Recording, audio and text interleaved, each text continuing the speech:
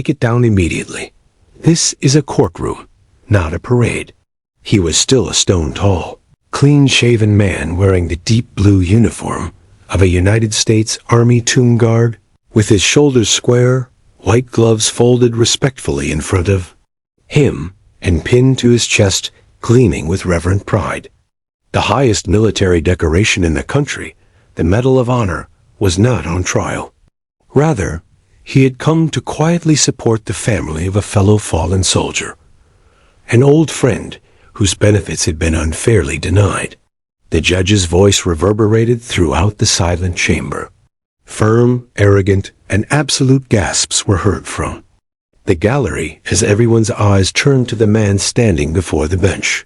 I urged, "Remove it," and the judge repeated, his voice growing louder and more agitated, "No unauthorized insignia in my courtroom." His tone was dripping with scorn for what the medal symbolized. "This is not insignia. It is the Medal of Honor awarded in combat. It is not for decoration. It is for remembrance."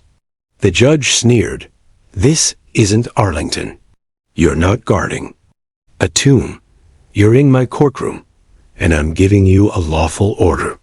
The tomb guard remained motionless, simply raising his chin slightly and saying, "Stay, Your Honor." A whisper passed across the throng. A young Marine stood halfway from his seat, while the veterans in the gallery moved, some of them gripping their caps tighter. The tomb guard did not move when a bailiff motioned for him to sit, so he remarked calmly, "You may command this courtroom, but you do not command this medal that belongs to the sacrifice of others, those who cannot speak today. I wear it for them." Anger filled the judge's face as he said, "If you don't comply, I will hold you in contempt." A silence that grew heavier than stone when dignity refused to bow was broken by an elderly man in uniform who stood up, his hands shaking, but his voice was clear. "Your Honor, I am a retired colonel." That man has earned the right to wear that medal in any courtroom, church, or street on this earth. You're not just when you tell a man to take off a pin.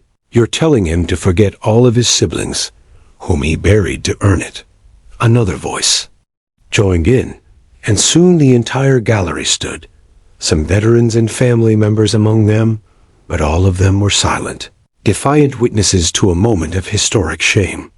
The judge, who was now visibly perspiring, slammed his gavel, and everyone sat down, but nobody did.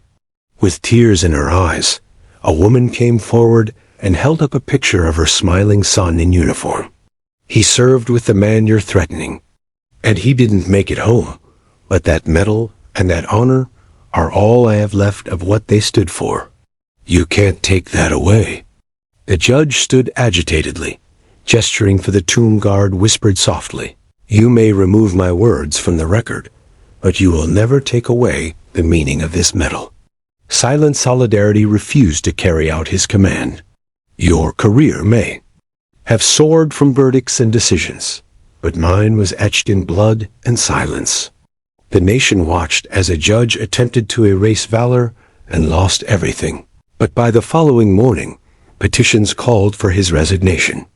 A moment of respectful applause broke out, brief, powerful, and uncontrollable, and the footage went viral on social media. Veterans nationwide demanded justice, and Gold Star families came together to support the lone soldier's unspoken strength and share their stories. Before we wrap up this story, please let us know where you are watching from. If this story moved you to subscribe to the channel, hit the like button and leave a karma comment below. Within days, under pressure, the judge resigned, disgraced not by scandal, but by his inability to understand honor and the tomb guard. He then returned to Arlington, where silence still reigns, and where every 21 steps he takes are in memory of the brothers he never left behind.